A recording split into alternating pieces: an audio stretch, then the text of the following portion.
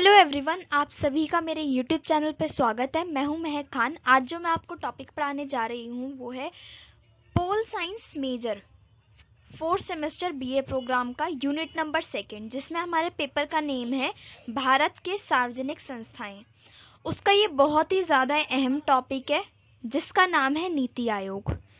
ये सिर्फ और सिर्फ बीए प्रोग्राम के लिए ही नहीं, जितने भी बच्चे पॉलिटिकल साइंस पढ़ रहे हैं इस वक्त, चाहे वो स्कूलिंग कर रहे हो, 10th-12th में हो, प्रोग्रामिंग कर रहे हो, एमए कर रहे हो, सभी के लिए बहुत ज़्यादा इम्पोर्टेंट टॉपिक है।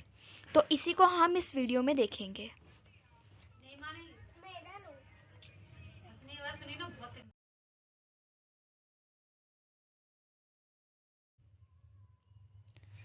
तो सबसे पहले हम नीति आयोग क्या है वो देख लेते हैं। तो वीडियो स्टार्ट करने से पहले मैं आपको बताना चाहूँगी कि नीति आयोग से पहले जो आयोग चल रहा था, नीति आयोग की जगह पे उसको योजना आयोग कहते हैं। तो हम ये टॉपिक पढ़ रहे हैं नीति आयोग। हम योजना आयोग को भी पढ़ेंगे बट इससे नेक्स्ट वीडियो में पढ़ेंगे, ठीक है, क्योंकि वो इतना ज़्यादा इम्पोर्टेंट नहीं है, वो इसका सब टॉपिक है। बट हाँ, जब हम इस नीति आयोग के बारे में हम पेपर में लिखेंगे तो हमें थोड़ा सा इंट्रोडक्शन, बिल्कुल थोड़ा सा 2-3 लाइंस का पहले योजना आयोग के बारे में लिखना होगा। उसके बाद हम स्टार्ट करेंगे अपने नीति आयोग को। हम योजना आयोग को सिर्फ इसलिए पढ़ेंगे ताकि हमारा जो आंसर है वो थोड़ा इफेक्टिव लगे। तो मैं इसको इससे नेक्स्ट वीडियो में कवर कराऊंगी, बहुत छोटा सा वीडियो रहेगा। तब तक हम एक बार बहुत बारीकी से देखेंगे, पहले नीति आयोग को समझेंगे। नीति आयोग का जो गठन हुआ था वो 1 जनवरी 2015 को हुआ था। ये इसका जब आयोग का जो गठन होता है उसका ये डेट आ गया 1 जनवरी 2015। संस्कृत में नीति शब्द का अर्थ होता है नैतिकता, व्यवहार, मार्गदर्शन। ये हो गया इसका संस्कृत मीनिंग। लेकिन वर्तमान संदर्भ में, यानी कि नीति आयोग के संदर्भ में, जो हमने पॉलिटिकल साइंस के संदर्भ में इसका यूज किया है, इसका अर्थ नीति है। और नीति का अर्थ राष्ट्र भारत परिवर्तन संस्थान है। ये है नीति आयोग में जो हमने नीति वर्ड का यूज किया ना, इसकी फुल फॉर्म। अगर आपको यहाँ से नहीं समझ में आए कि ये राष्ट्रीय भारत परिवर्तन संस्थान कैसे हुआ, तो देखो इंग्लिश में NIT और उसके बाद आई, तो ये नीति हो गया। N से है नेशनल, I से है इंस्टीट्यूशन ऑफ, देन आता है T से है transforming India, national institute of transforming India. तो इसी का हिंदी अनुवाद है राष्ट्र भारत परिवर्तन संस्थान।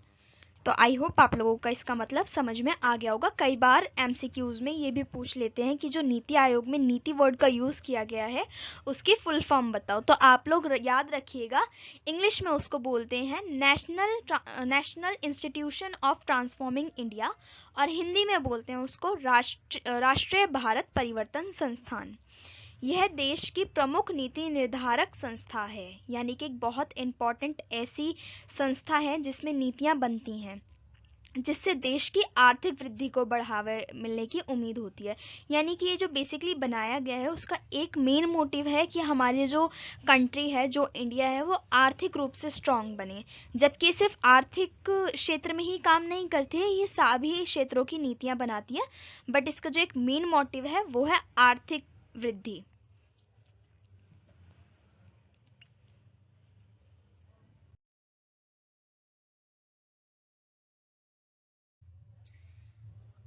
अब हम यहाँ पे समझ लिया हमने कि नीति आयोग का गठन कब हुआ, उसका मतलब क्या है, उसकी फुल फॉर्म भी जान ली हमने, तो उसका बेसिक इंट्रोडक्शन हमें यहाँ से पता चल जाता है। उसके बाद हम देखेंगे कि उसका लक्ष्य क्या है, यानी नीति आयोग बनाया क्यों गया। इसका लक्ष्य एक मजबूत राज्य का निर्माण करना है जो एक विशाल और मजबूत राष्ट्र बनाने में मदद करेगा। यानी कि बेसिकली राज्य को मतलब जो भारत है, जो राज्य है, उसको मजबूत करने के लिए बनाया गया। इससे भारत को दुनिया की एक प्रमुख अर्थव्यवस्था के रूप में उभरने में मदद मिलेगी। हमारा मेन मोटिव है ही ये कि जो हमारा देश का, हमारे इंडिया का जो अर्थव्यवस्था है वो बहुत ज़्यादा मजबूत बने, कि वो इंटरनेशनल लेवल पे भी एक बहुत मजबूत अर्थव्यवस्था के रूप में उभरे। तो इसका जो नीति आयोग बनाने का मोटिव है वो भी हमारा सेम है। नीति आयोग के गठन के 2 केंद्र हैं, यानी कि ये 2 केंद्र से बना है, जिसमें टीम इंडिया हब और नॉलेज एंड इनोवेशन हब कहते हैं। अब ये दो अलग अलग टीम से बना है, सॉरी, दो अलग अलग आयोग से जुड़ के बना हुआ है, जिसका अब हम मतलब देख लेंगे कि टीम इंडिया हब क्या करती है और नॉलेज एंड इनोवेशन हब क्या करती है। तो हम सबसे पहले देख लेते हैं कि जो टीम इंडिया हब है उसका क्या कार्य है।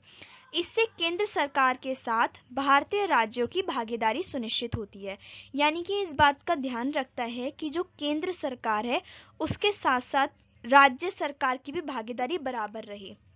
ऐसा ना हो कि सभी फैसले या जो भी नीतियां बन रही हैं वो केंद्र सरकार के ही समर्थन के साथ बने। ठीक है, तो ये सुनिश्चित करता है कि उसमें राज्य सरकार की भी भागीदारी हो।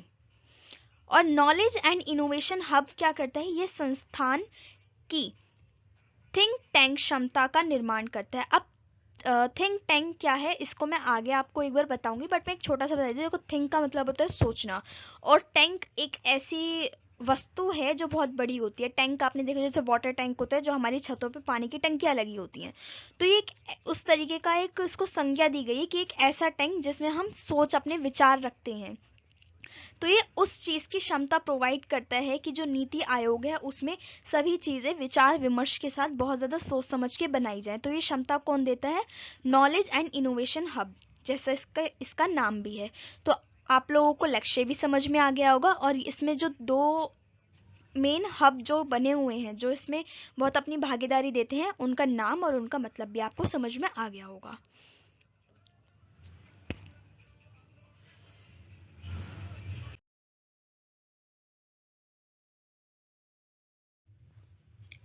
नीति आयोग की स्थापना का कारण यह है कि लोगों को अपनी भागीदारी के माध्यम से प्रशासन में वृद्धि और विकास की उम्मीद थी। यानी कि ये जो नीति आयोग का स्थापना की गई थी, ये क्यों किया गया था, क्योंकि जो लोग थे, जो जनता थी, ठीक है, जो सरकार में लोग काम कर रहे थे, कार्यकर्ता थे, वो सभी लोग ये सोचते थे कि उनकी जो भागीदारी है, उनकी सक्रिय भागीदारी, ठीक है, इससे प्रशासन में वृद्धि और विकास आ सकता है। उनको इस चीज की उम्मीद थी। इसके लिए प्रशासन में संस्थागत बदलाव और सक्रिय रणनीति बदलाव की आवश्यकता थी, जो बड़े पैमाने पर बदलाव को बढ़ावा दे सके। अब आपको ये एक बारी में तो नहीं समझ में आया होगा, बट मैं फिर भी बता देती हूँ। इसके लिए हमें थोड़ा सा बैकग्राउंड जानना होगा। एक्चुअल में जो इससे पहले हमारी योजना आयोग थी, ठीक है, प्लानिंग कमीशन, उसमें कुछ खामियां थी। क्या थी कि एक तो सारे फैसले जो थे वो केंद्र सरकार के थ्रू लिए जाते थे, ठीक है, यानी कि जो राष्ट्र का जो हेड गवर्नमेंट थी वही सारे फैसले लेती थी, उसमें राज्य सरकार की भागीदारी इतनी नहीं होती थी। उसके अलावा जब सारी चीजें केंद्र सरकार देख रही है, देखो इतनी जब बड़ी गवर्नमेंट पूरे के पूरे जो देश को चला रही है, उसको एक और काम सौंप दिया गया कि वो जो प्लानिंग कमीशन है वो भी चलाएगी। तो उनके पास देखो काम ज्यादा हो चाहे कोई भी बात हो, लेकिन वो इतने अच्छे से भागीदारी नहीं कर पा रहे थे। तो इसी वजह से जो उनकी भागीदारी थी वो इतनी ज्यादा सक्रिय नहीं थी, और प्लानिंग कमीशन जो था उससे इतने ज़्यादा फायदे भी नहीं हो पा रहे थे, जिस वजह से सन 2015 में नीति आयोग का गठन किया गया। और नीति आयोग को सबसे पहले सबसे बड़ा चेंज क्या था उसमें कि सारी की सारी जो इम्पोर्टेंस थी ना वो केंद्र सरकार को ही नहीं दी गई थी, उसमें राज्य सरकार को भी एक अच्छा पद दिया गया था, जिसमें राज्य सरकार अपनी भागीदारी कर सकती है, अपने सुझाव प्रस्तुत कर सकती है। इस वजह से नीति आयोग को बनाया गया था। तो वही चीज़ यहाँ पे भी है कि लोगों को ये लगता था कि हम जब सक्रिय होंगे, हम जब पार्टिसिपेशन करेंगे तो बहुत सारे बदलाव आएंगे, और जिससे देश में वृद्धि अच्छी होगी और विकास होगा। क्योंकि उस टाइम पे जो होता था सारे के सारी केंद्र सरकार फैसले लेती, तो इसी वजह से नीति आयोग का गठन किया गया कि उसके अंदर राज्य सरकार भी भागीदारी लेगी और वहाँ पे लोगों की भागीदारी बढ़ेगी, ज़्यादा से ज़्यादा लोग वहाँ पे काम कर पाएंगे, जिससे देश में विकास और वृद्धि बढ़ेगी और बहुत सारे परिवर्तन होंगे, परिवर्तन से ही विकास होगा।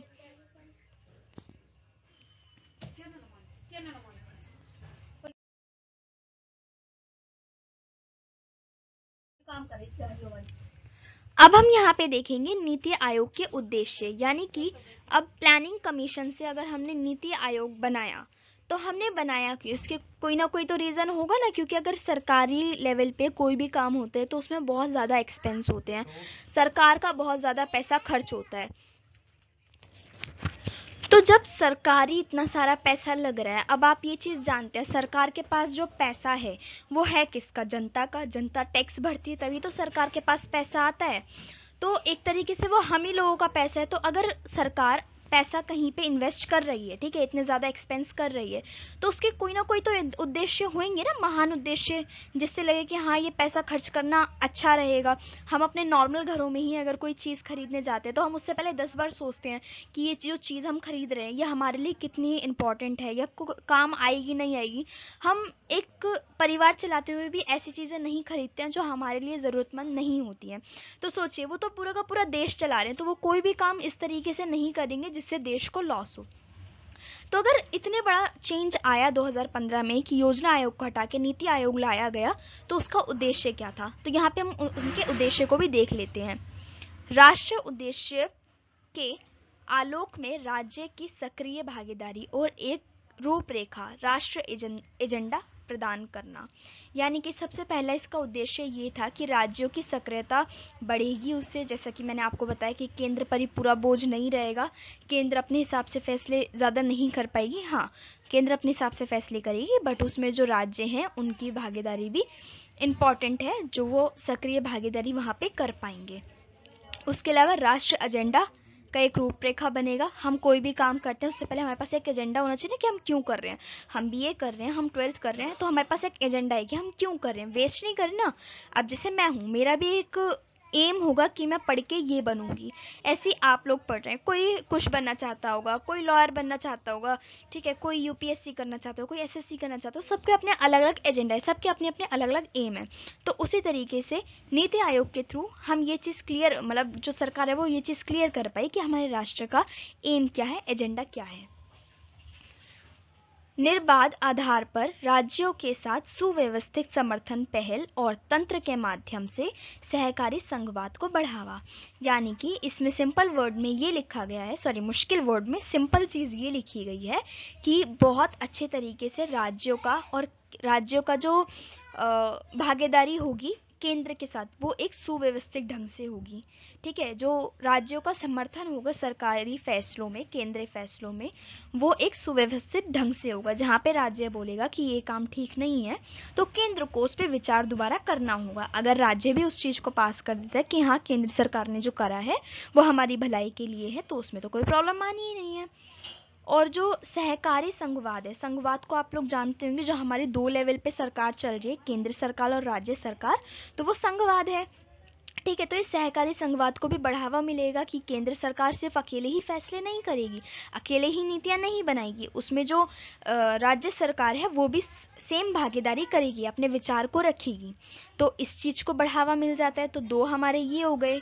अब देखेंगे ना तो इन्हीं 2 पॉइंट्स में हमने 4 पॉइंट्स कवर कर लिया। अगर आपको अपना क्वेश्चन का आंसर है वो इलेबोरेट करना होगा ना कि नीति आयोग के उद्देश्य बताओ, तो आप इन्हीं को ना 4 पॉइंट्स बना के और कम से कम अपना 1 पेज तो पेपर में भर ही दोगे। तो ये हमारे लिए तो बहुत अच्छी चीज़ है। ग्रामीण स्तर पर एक विश्वसनीय रणनीति तैयार करके तरीकों का निर्माण करना और इन्हें धीरे धीरे सरकार के उच्च स्तर पर एकत्रित करना। अब देखिए ये जो पॉइंट है ना, ये आपको समझना बहुत ज़रूरी है। होता क्या था, जो प्लानिंग कमीशन थी यानी कि योजना आयोग था, उसमें सारे फैसले केंद्र कर लेती थी। ठीक है, फिर वो फैसले को थोप देती थी राज्य सरकार पे कि मैंने ऐसा किया है तुम करो। जैसे कि हमारी प्रिंसिपल मैम है, ठीक है, स्कूल की, अब उन्होंने कोई अपनी मर्जी से बना लिया कि हाँ स्कूल के लिए ये नियम है, ये नियम कर दिया कि स्कूल जो है वो 8 बजे की जगह 7 बजे होगा। टीचर्स के ऊपर ज़बरदस्ती थोप दिया गया कि 7 बजे का स्कूल है, आप लोगों को 7 बजे आना है, बच्चों को 7 बजे यहाँ पे पहुँच जाना चाहिए, या आप लोगों की जिम्मेदारी है। तो क्या हुआ ना, प्रिंसिपल ने इसमें सजेशन नहीं मांगा, उसने जस्ट डायरेक्ट जाके थोप दिया। उसके बाद टीचर्स आई, टीचर्स ने बच्चों पे थोप दिया कि मैडम ने बोला है 7 बजे आना है, आप लोग 7 बजे आओगे। तो ये क्या हो गया, थोपा थापी वाला सिस्टम हो गया। सेम अगर हम यहाँ पे इस वाले थर्ड पॉइंट से रिलेट करके देखेंगे तो देखिए केंद्र सरकार ने कोई कानून बनाया, जो कि प्रिंसिपल है, उसने टीचर्स पे थोप दिया। टीचर्स कौन हो गए, राज्य सरकार हो गए, कि मैंने ऐसा प्लान किया है, आप लोगों को ये चीज़ करनी पड़ेगी, इसमें आपके कोई सजेशन नहीं होंगे, कुछ नहीं होंगे, आपको करना पड़ेगा। सेम राज्य सरकार आई, उसने जो जिले में जो प्रधान होते हैं गाँव में, ठीक है, उसके अलावा जो शहरों में अधिकारी होते हैं उन लोगों पे थोप दिया कि जो प्रिंसिपल है यानी कि केंद्र सरकार है उसने ऐसा ऐसा बोला है, ऐसे ऐसे नियम बनाए हैं, इसमें आपके कोई विचार नहीं रखे जाएंगे। जब केंद्र सरकार यानी कि प्रिंसिपल मैम ने ये चीज़ बना दी है तो आप लोगों को सेम काम करना है।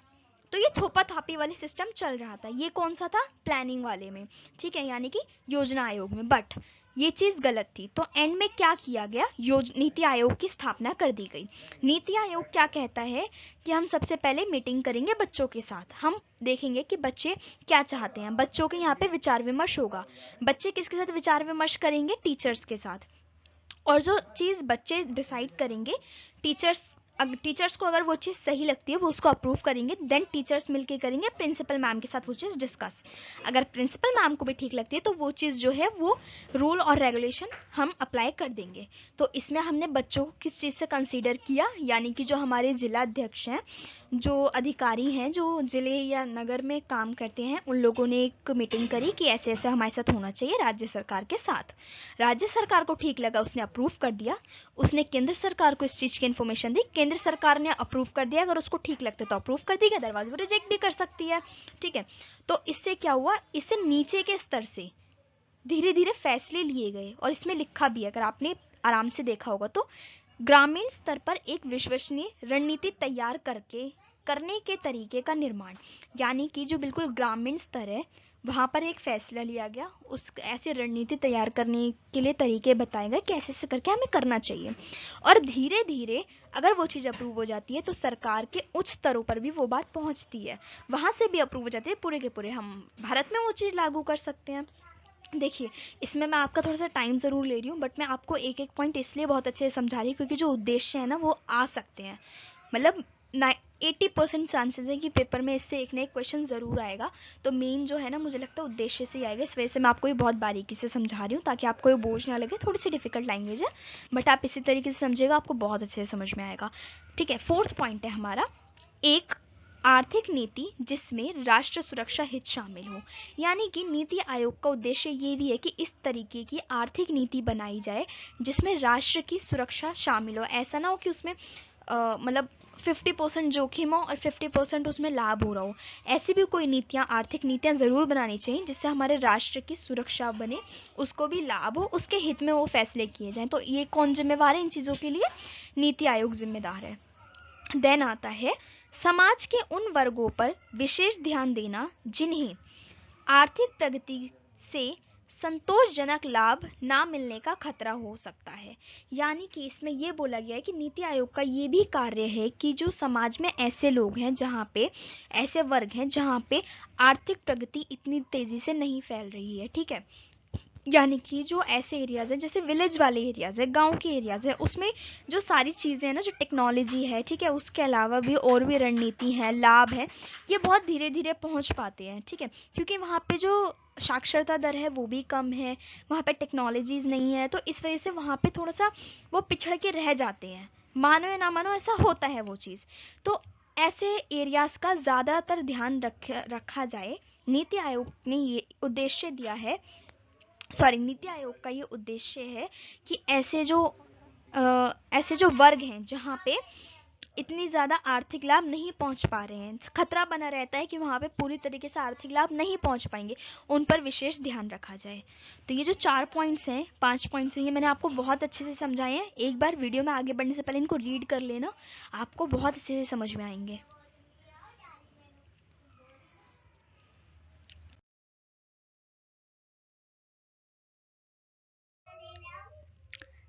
देखिए, कार्यक्रमों एवं पहलों के निर्वहन हेतु प्रौद्योगिकी सुधार और क्षमता निर्माण करना। यानी कि जो नीति आयोग है उसका उद्देश्य है कि जो टेक्नोलॉजिकल सुधार हैं वो करना देश में, और जो देश की जो कैपेसिटी है उसको बढ़ाना। ये दो उसके उद्देश्य हैं कि वो देश की तो कैपेसिटी बढ़ाने के लिए कार्यक्रम करेगा और उसके अलावा जो टेक्नोलॉजिकल सुधार है उनको करेगा।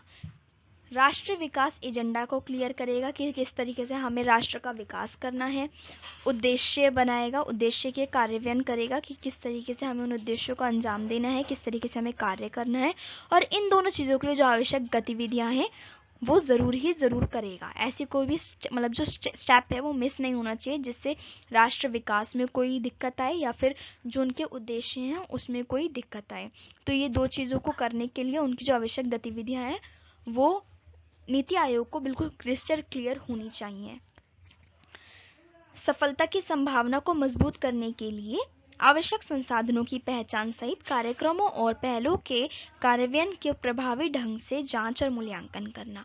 यानी कि ये सिंपल वर्ड में ये बोल रहा है कि सफलता की जो संभावना है, यानी कि ये देखना कि जो राष्ट्र है वो किस तरीके से सफल बनेगा, उसके लिए किस तरीके से जो देश है वो सफल होगा, किस तरीके से सफल होने की संभावना है, उन सभी आवश्यक संसाधन हों, चाहे वो कोई तरीका हो, कोई कार्यक्रम हो, सभी चीज़ों को अच्छे से निगरानी में प्रभावी ढंग से उनकी जांच होनी चाहिए। और हमने जो स्टेप को अंजाम दिया, ठीक है, जो नीति आयोग है उसने बोला कि इस तरीके से हमारे देश का विकास होगा। अब उस देश के विकास को करने के लिए जो सारे स्टेप हमें लेने चाहिए थे, क्या वो ठीक तरीके से हो रहे हैं, इसका जांच और इसका मूल्यांकन करना, ये भी नीति आयोग का ही कार्य है। उसके अलावा राष्ट्रीय और अंतर्राष्ट्रीय विशेषज्ञों आदि के साझा समुदाय के माध्यम से ज्ञान, नवाचार और उद्यमशीलता सहायता प्रणाली उत्पन्न करना। यानी कि जो राष्ट्रीय अंतर्राष्ट्रीय विशेषज्ञ हैं उन सभी के साथ अपने विचारों को शामिल करना, ठीक है, साझा करना यानी शेयर करना, नए नए विचार सोचना, ठीक है, क्योंकि जब चार विद्वान लोग बैठेंगे तो वो अच्छी अच्छी चीज़ें सोचेंगे, देश का विकास के लिए सोचेंगे, तो वही सब चीज़ें करना नीति आयोग की जिम्मेदारी है। ये सब चीज़ों का ध्यान रखना कि ऐसा हो भी रहा है या नहीं हो रहा है।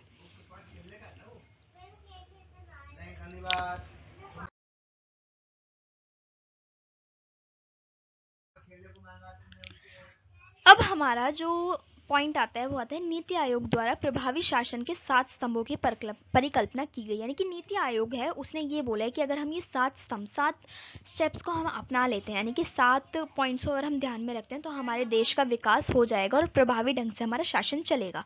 अब आइए देख लेते हैं एक बार वो 7 स्तंभ क्या है। तो जन समर्थन, सबसे पहले उनको ये चाहते हैं वो लोग कि हमें जनता का समर्थन मिले। यह समाज के साथ साथ व्यक्तियों की आकांक्षाओं को भी पूरा कर सकता है।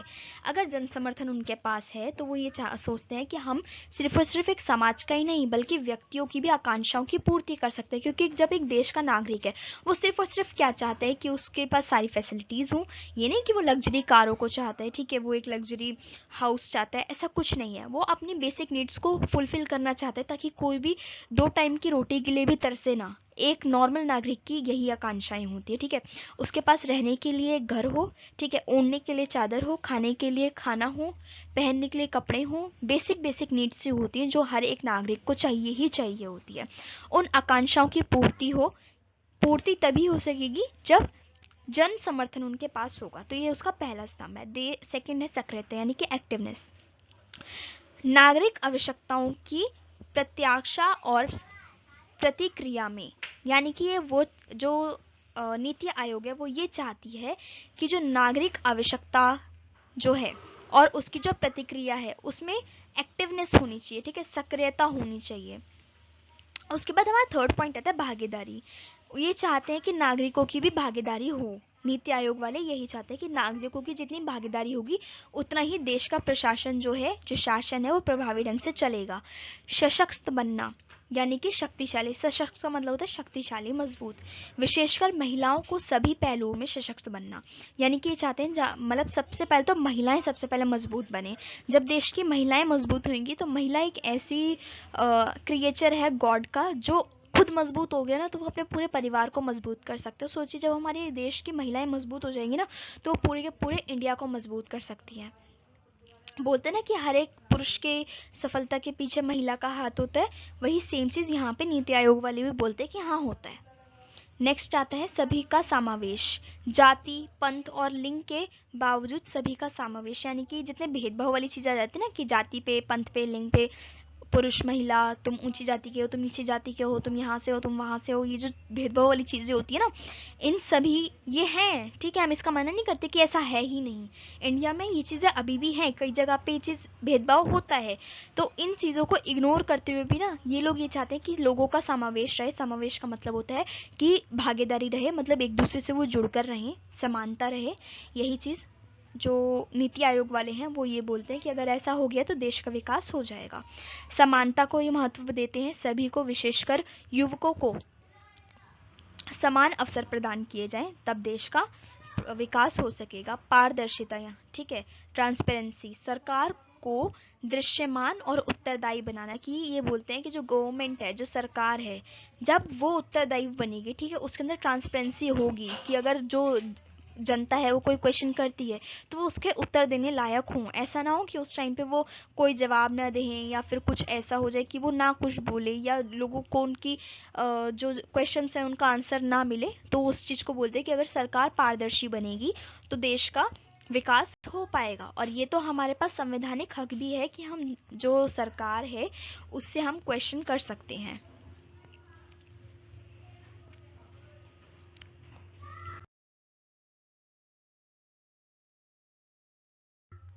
उसके बाद आ जाता है नीति आयोग की संरचना। की नीति आयोग की संरचना किस तरीके से की गई थी। थोड़ा सा मैंने इलेबोरेट करके लिखा हुआ है, बट इसमें डरने वाली बात नहीं है। मेन मेन पॉइंट जो मैंने हाईलाइट किया ना, जस्ट उसी को पढ़ लेना। नीति आयोग में निम्नलिखित शामिल होंगे। सबसे पहले प्रधानमंत्री, जो कि अध्यक्ष होता है। हर एक जो आयोग हैं उन सभी के ज़्यादातर आप देखोगे ना तो प्रधानमंत्री अध्यक्ष होते। तो वर्तमान में अभी कौन होगा, वर्तमान में नरेंद्र मोदी जो हमारे पीएम हैं वही इसके अध्यक्ष हैं। गवर्नमेंट काउंसलिंग, गवर्नमेंट काउंसलिंग के अंदर देखो दो लोग होते हैं, एक तो हर एक राज्य के मुख्यमंत्री मिलेंगे और जो केंद्र शासित प्रदेश है ना उसमें उपराज्यपाल जो होंगे वो होंगे। तो गवर्नमेंट काउंसलिंग ये करती है, सॉरी ये लोग शामिल होते हैं, सभी राज्य के मुख्यमंत्री और उसके अलावा जो केंद्र शासित प्रदेश है उसके उपराज्यपाल गवर्नमेंट काउंसलिंग का निर्माण करते हैं। और ये क्या करते हैं, एक से अधिक राज्यों को प्रभावित करने वाले विशेष मुद्दों पर संभावनाओं के समाधान के लिए क्षेत्र परिषद बनाई गई है। इनका गठन एक निश्चित अवधि के लिए किया जाएगा। इसे प्रधानमंत्री द्वारा तवल किया जाएगा।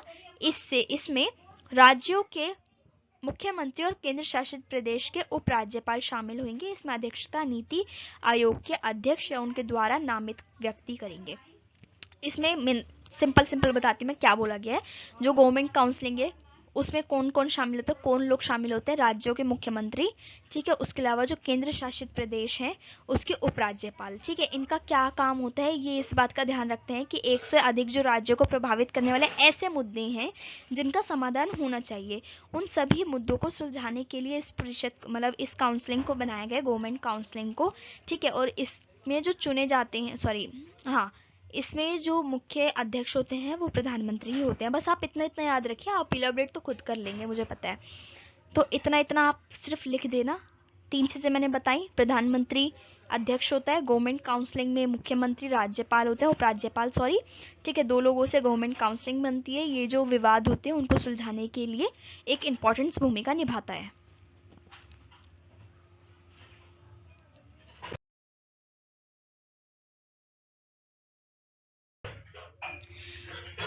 विशेष आमंत्रित सदस्य होते हैं, जैसे कि हमारे और भी ऐसे सभाएं हैं जिसके अंदर विशेष आमंत्रित सदस्यों को शामिल किया जाता है। उसी तरीके से इसमें भी होते हैं जो कि विशेष विशेष फील्ड से आए हुए होते हैं। हर एक फील्ड के मतलब जो विद्वान होते हैं उनको शामिल किया जाता है और ये प्रधानमंत्री द्वारा नामित होते हैं। उसके अलावा पूर्णकालिक संगठनात्मक ढांचे में अध्यक्ष के रूप में प्रधानमंत्री के अलावा और भी लोग शामिल होते हैं, यानी कि पूर्णकालिक हमेशा के लिए जो संगठन बनाया गया है उसमें प्रधानमंत्री तो अध्यक्ष होता है, उसके अलावा भी कुछ लोग होते हैं जैसे कि उपाध्यक्ष प्रधानमंत्री द्वारा नियुक्त किया जाता है, उपाध्यक्ष भी होता है जो कि प्रधानमंत्री द्वारा नियुक्त किया जाता है। यानी कि अभी तक हमने 3 चीज़ें पढ़ ली। सबसे पहले अध्यक्ष कौन हो गया, प्रधानमंत्री हो गया। प्रधानमंत्री के अलावा जो गवर्नमेंट काउंसलिंग है उसमें मुख्यमंत्री और उपराष्ट्रपति। मुख्यमंत्री कहाँ के, हर एक राज्य के, और जो टेरिटरी वाले जो राज्य हैं उसके कौन होते हैं, उपराज्यपाल। फिर आ जाता है सदस्य पूर्ण समय के लिए होते हैं, जो पूर्णकालिक संगठन के अंदर प्रधानमंत्री तो एक पूर्णकालिक में होता ही है, उसके अलावा उपाध्यक्ष भी होते हैं और उसमें कुछ सदस्य होते हैं जो पूरे समय के लिए होते हैं, पूर्णकालिक तो तभी होंगे। आंशिक सदस्य होते हैं अग्रणी विश्वविद्यालय, अग्रणी अनुसंधान संगठनों और अन्य नवीन संगठनों के पदेन क्षमता से अधिकतम 2 सदस्य। अंशकालिक सदस्य सक्रिय आधार पर होंगे। ये एक इनका चक्र होता है कि इतना टाइम के लिए होगा। तो बहुत अलग अलग जगह, जैसे बड़े बड़े विश्वविद्यालयों से, ठीक है, संगठनों से कोई 2 व्यक्ति ऐसे लिए जाते हैं जो पूरे के पूरे टाइम के लिए इस संस्थान में काम करते हैं। पदेन सदस्य कौन से होते हैं जो हमने अभी यहाँ पे देखा। मंत्रिपरिषद के अधिकतम 4 सदस्य जिन्हें प्रधानमंत्री द्वारा नामित किया जाता है, यानी कि प्रधानमंत्री द्वारा मंत्रिपरिषद से चुने जाते हैं, खुद नहीं आते, वोटिंग से नहीं होता है, प्रधानमंत्री अपने दिल से चुनता है। मुख्य कार्यकारी अधिकारी सीईओ की नियुक्ति प्रधानमंत्री द्वारा एक निश्चित कार्यकाल के लिए की जाती है। वह भारत सरकार के सचिव पद पर होगा। देखिए, हर कंपनी का एक सीईओ होता है ना, जो मेन उस चीज को खड़ा करता है, कंपनी जिसकी होती है सीईओ। उसी तरीके से इसमें भी एक सीईओ बनाया गया जो कि प्रधानमंत्री द्वारा एक निश्चित काल के लिए, यानी कि प्रधानमंत्री जो एक निश्चित काल उसको देगा उसके लिए वो काम करता है। तो ये मैंने आपको यहाँ तक बता दिया कि इसकी जो संरचना है वो कैसी है।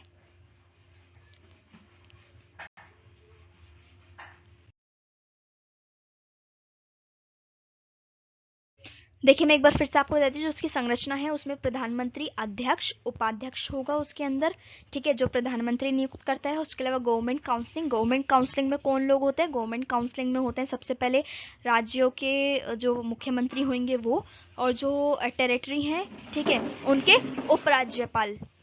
तो इससे आपको पता चल गया। उसके अलावा उपाध्यक्ष होते हैं, कुछ ऐसे सदस्य होते हैं जो विशेष विशेष फील्ड से आते हैं, जो प्रधानमंत्री द्वारा नियुक्त किए जाते हैं, वो सदस्य भी उसमें होते हैं। उसके अलावा जो कुछ पूर्णकालिक सदस्य होते हैं, जिसमें से 4 सदस्य उसमें से मंत्रिपरिषद में से लिए जाते हैं और 2 सदस्य और लिए जाते हैं। वो आप एक बार वीडियो को देख सकते हैं, उसमें मैंने आपको बहुत आराम से समझाया है। एक बार उस वीडियो को पॉज करके उसमें पढ़ लेना।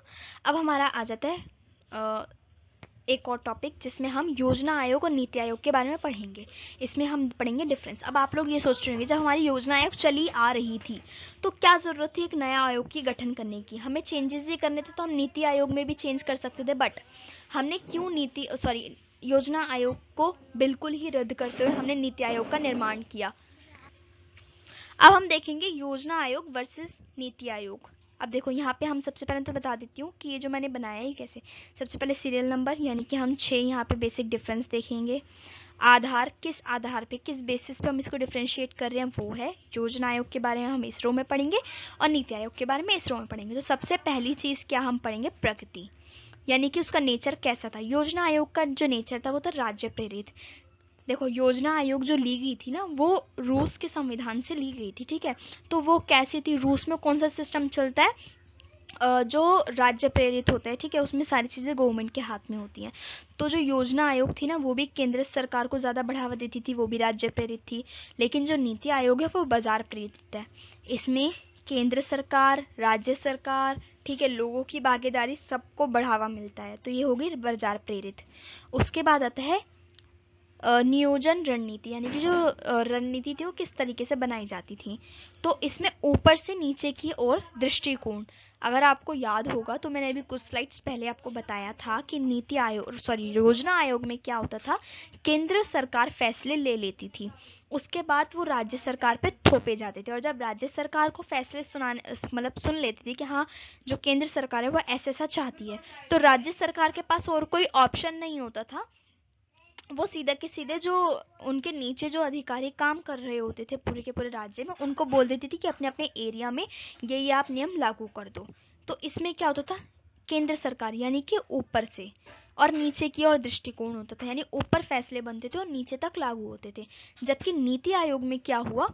ऊपर से नीचे से ऊपर की ओर, यानी कि नीचे फैसले बन रहे हैं, ठीक है, थोड़े से मीटिंग हो रही है, उसके अंदर कुछ नियम कायदे बनाए जा रहे हैं जो कि वो बताते हैं पहले जो राज्य सरकार होती है उसको। अगर राज्य सरकार उसको अप्रूव करते तो वो बात जाती है केंद्र सरकार में, और केंद्र सरकार जब वो अप्रूव कर देती है तो उसके बाद वो नियम कायदे लागू हो जाते हैं। तो इसमें क्या होता है? नीचे से, यानी कि जो सबसे लोएस्ट पार्ट होता है गवर्नमेंट का, वो थोड़े बहुत फैसले बनाता है जिसको ऊपर तक पहुंचाया जाता है।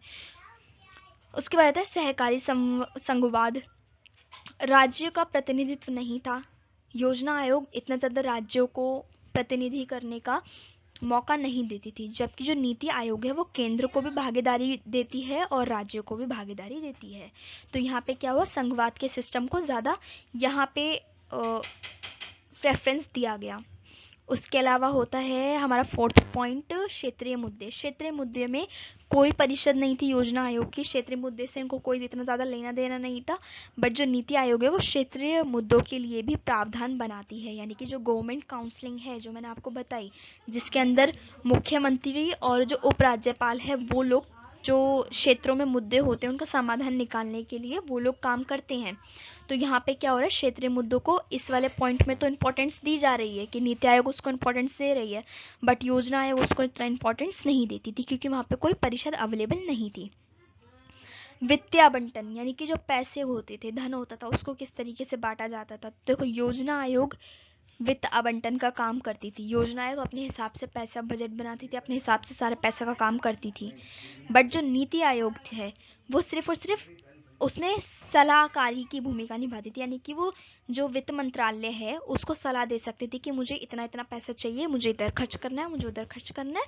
वो एक बजट बना के दे सकती है, बट ये नहीं कहती कि हाँ मुझे इतना पैसा चाहिए, वो एक सलाह देती है। तो एक सलाहकारी की भूमिका होती है। उसके अलावा हमारा 6 पॉइंट आता है विशेषज्ञों का स्थान। तो योजना आयोग में विशेषज्ञों को इतनी ज़्यादा इम्पोर्टेंस नहीं मिलती थी, कम महत्व था। बट नीति आयोग में विशेषज्ञों को बहुत बड़ा स्थान दिया गया है। जैसे कि मैंने आपको बताया, नीति आयोग की संरचना में विशेष विशेष फील्ड के लोगों को यहाँ पे आमंत्रित किया जाता है नीति आयोग में। तो यहाँ पे विशेषज्ञों को बहुत ज़्यादा इम्पोर्टेंस ही तो मिल रही, तभी तो किया, नहीं तो नीति आयोग योजना आयोग में तो मिलती भी नहीं थी इतना ज़्यादा। तो यही मैंने आपको कुछ बेसिक डिफरेंस बताया। आप इसको वीडियो को पॉज करके इसका स्क्रीनशॉट ले सकते हैं, या फिर आप चाहें तो इसको आराम से पढ़ सकते हैं। बहुत बारीकी से आपको सारी चीज़ें समझाई, आई होप आपको समझ में आई होंगी।